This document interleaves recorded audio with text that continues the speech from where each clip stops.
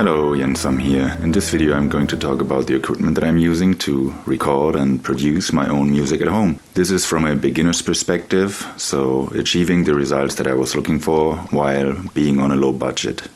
Certainly the most unique item in my studio is this DIY mic screen, which is basically a piece of acoustic foam put into a laundry bucket and then placed onto a standard mic stand. This came for 12 bucks and it does an amazing job. As you can hear when I'm moving the phone inwards and outwards of the screen, you should definitely hear a difference. And one really great thing comparing to other mic screens available, it does also cover top and bottom and not just the sides, while being super cheap. For me it was about 12 bucks. As microphone I am using the Shure SM58, which is apparently one of the most sold stage microphones and a good budget studio microphone. It is a dynamic microphone and I am using it for vocals as well as guitar recording, and it costs about $100. Another pair of microphones that I have are these t.bone SC140. They do come as stereo condensator microphones and I was trying to use them for guitar recording, but I haven't really figured out how to properly record with them, so these were also about $100, but till today I am really only using the Shure SM58. I do have two more options to mount a microphone, and one is right in front of my door, which comes in very handy when I'm still working on the lyrics and want to try to figure out if something is working or not. And another one is down here. This is for guitar recording and they both cost me about 15 bucks. Headphones.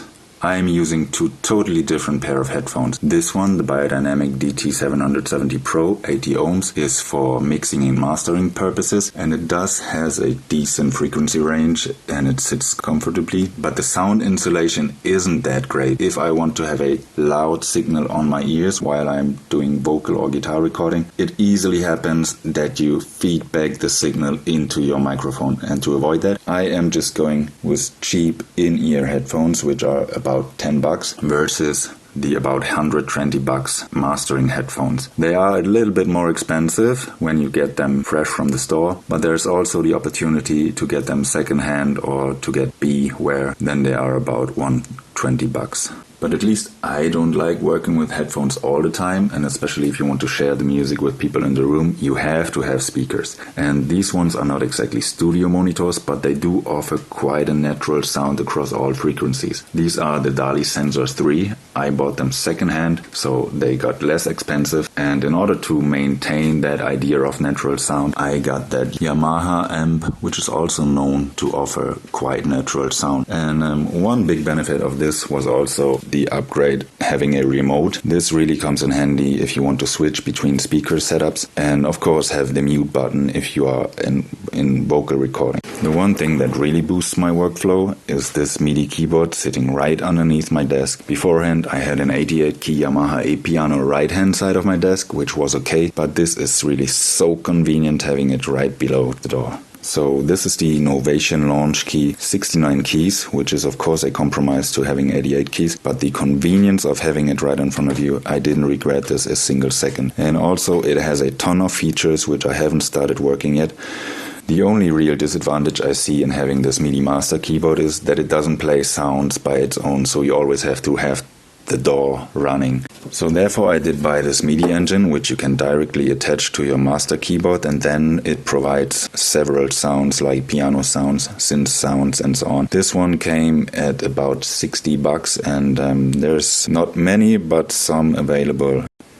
So the interface that I'm working with is a Steinberg UR22C, which is a USB 3 interface. And for me it was important that I do have two XLR inputs while having two separated outputs, one for headphones and one for monitors, and of course a low latency. But my initial reason to upgrade to the Steinberg interface was that my previous Tascam interface had some issues when I upgraded to this machine. There were some drivers issues and you hear it in the vocal recordings.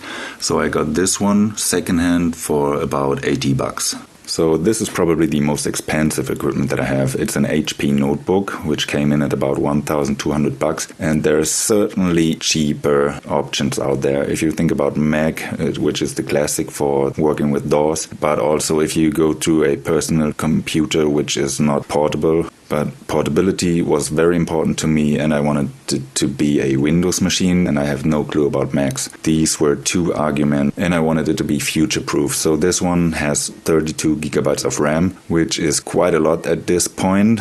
But I am not just working with the DAW, I also do all my video editing on this machine. So therefore I found it's worth the price. And I do have another screen right here, which is a 30-inch HP screen, which I got secondhand for about 200. And not just because my notebook is only 16-inch, I definitely recommend you to have a second screen. It's so convenient if you have two screens running, maybe one for your working environment and one for the monitoring environment, just an example. But that's definitely helpful if you are working with the DAW. Talking about the DAW, I am using Cubase. And why Cubase, you might ask?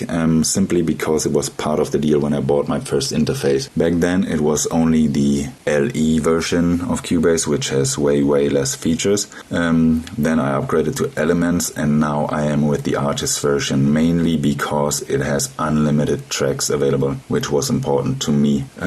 Why did I stay with Cubase? There's tons of tutorials online that made it very easy for me to get into the DAW. So the price range of Cubase is vast, but if you consider to transition from one version to another at some point, you don't have to pay the full price anymore. Now there's two personal hints left. Number one, have something to write. Whenever you have an idea or listen through your master, have something to write, note down your ideas and thoughts. Number two, have your shortcuts ready. Especially if you are a beginner like me, this will make life easier and recording more fun. So that's it. Please let me know in the comments the most exciting upgrade you have in your home studio, and like and subscribe. See you soon. Thanks for watching.